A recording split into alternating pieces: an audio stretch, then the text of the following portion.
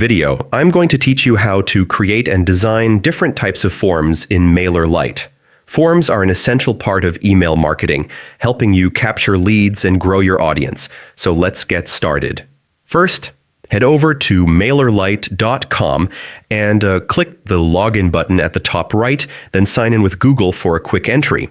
Once you're on the dashboard, go to the Forms section and click Create Form. Here you'll see options like pop-up or embedded.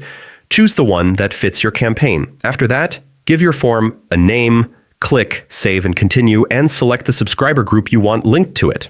Now comes the fun part, customization.